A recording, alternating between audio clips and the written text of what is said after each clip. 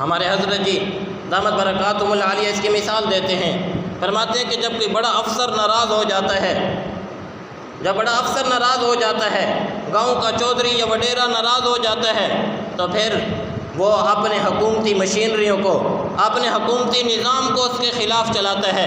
کبھی اس کے خلاف جھوٹے مقدمے دائر کرے گا، کبھی اس کے خلاف پروپیگنڈا کرے گا، کبھی اس کے خلاف لوگوں کو اکسائے گا، کبھی اس کو دھمکیاں دی جائیں گی، کبھی اس کے قتل کے منصوبے کیے جائیں گے۔ اگر ایک دنیا کا وڈیرا، دنیا کا ایک انسان اگر کسی کے خلاف ہو جائے تو اس کے تحت چلنے والا نظام جو ہوتا ہے وہ اس کو اس کے خلاف استعمال کرتا ہے۔ ارے بندو، یہ سارے کائنات کا نظام تو میرے رب کے اختیار کے اندر تھا، جب تم نے اپنے رب کی نافرمانیاں شروع کر دیں تو میرے اللہ نے بھی اس نظام کو تمہارے خلاف استعمال کیا ہے۔ پھر ہوائیں چلتی ہیں، پھر طوفان آتے ہیں، پھر زلزلے آتے ہیں، پھر زمین کے اندر دھنسنا ہوتا ہے، پھر یہی بارش جس کی ضرورت ہوتی ہے انسان کو، یہی بارش انسان کے لیے نقصان کا سبب بنتی ہے۔ پھر یہ بادل جس کے نیچے بیٹھ کر انسان ایک راحت اور سکون محسوس کرتا ہے، پھر اسی بادلوں سے اللہ تعالیٰ اس کے لیے آگ کی بارش کو نازل کرتے ہیں۔ پھر جب گناہ عام ہوتے ہیں تو پھر میرا اللہ تعالیٰ ان چیزوں کو انسانوں کے اوپر مسلط فرما دیا کرتے ہیں۔ قرآن مجید میں اللہ تعالیٰ نے قوموں کی مثالیں بیان فرمائی ہیں، اور یہ مثالیں ہم سب کے عبرت کے لیے ہیں، ہم سب کو سمجھانے کے لیے ہیں، ہم سب کے لیے نمونے کے طور پر میرے اللہ نے سابقہ قوموں کا تذکرہ فرمایا ہے۔ یہ قرآن ہم سب کے لیے ہے، اس کی وعظ و نصیحتیں کائنات کے اندر آنے والے ہر شخص کے لیے ہیں، تا قیامت آنے والے ہر شخص کے لیے یہ قرآن ہدایت ہے۔ لیکن ہے افسوس کہ آج ہمارے پاس قرآن پڑھنے کا وقت ہی نہیں رہا، قرآن سمجھنے کا وقت ہی نہیں رہا، ہماری ترتیب میں ہی نہیں قرآن پڑھنا، اور اگر کوئی پڑھتے بھی ہیں تو بس وہ طوطے کی طرح کچھ الفاظ پڑھ لیے، رٹ لیے، نہ اس کے پتہ کہ قرآن نے مجھے کیا سمجھایا، نہ پتہ کہ قرآن نے مجھے کیا تعلیم دی، نہ پتہ کہ قرآن نے مجھے کیا پیغام پہنچایا، کوئی پتہ نہیں۔ ترتیب ہی نہیں ہمارے قرآن پڑھنے کی، سمجھنے کی، کہ ہم قرآن اٹھائیں، قرآن پڑھیں، قرآن سے سمجھیں کہ میرے اللہ نے قرآن میں میرے لیے کیا پیغام دیا، میرے لیے کیا نصیحت فرمائی، میرے لیے کیا پیغام دیا ہے۔ کوئی علم نہیں ہے۔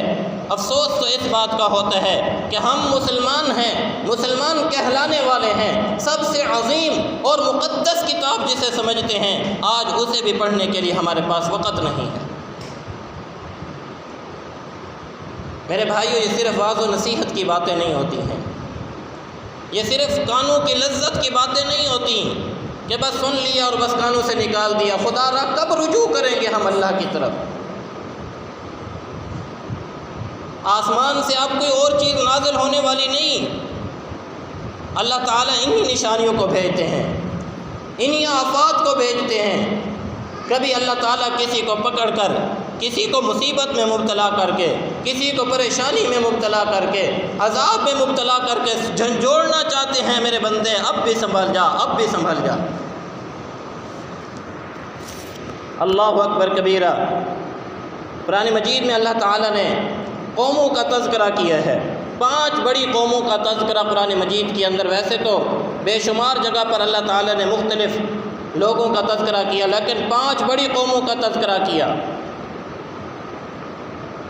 قوم نوح علیہ السلام کہ اس کے اوپر اللہ تعالیٰ کی طرف سے عذاب نازل ہوا سیلاب کا، اور اس سیلاب کے اندر سب کے سب تباہ و برباد ہو گئے، غرق ہو گئے، یہاں تک کہ حضرت نوح علیہ السلام کا بیٹا بھی اس طوفان کی نظر ہو گیا، اس سیلاب کی نظر ہو گیا۔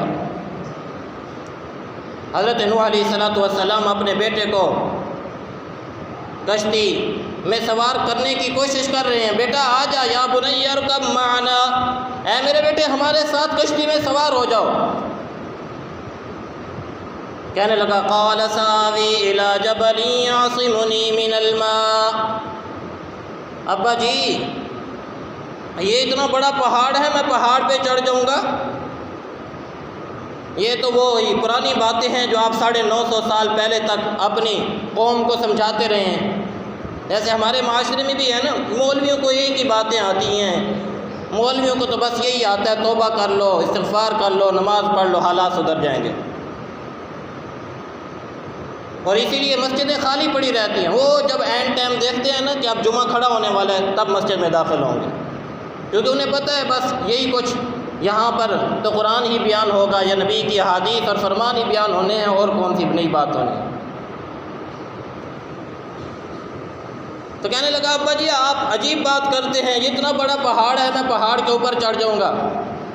حضرت نوح علیہ السلام نے سمجھایا، بیٹے قال لا عاصم اليوم من امر اللہ الا من رحم، رب کا جب عذاب آتا ہے تو اس عذاب سے کوئی نہیں بچ سکتا، وقت کا نبی بھی اپنے بیٹے کو نہیں بچا سکتا ہے۔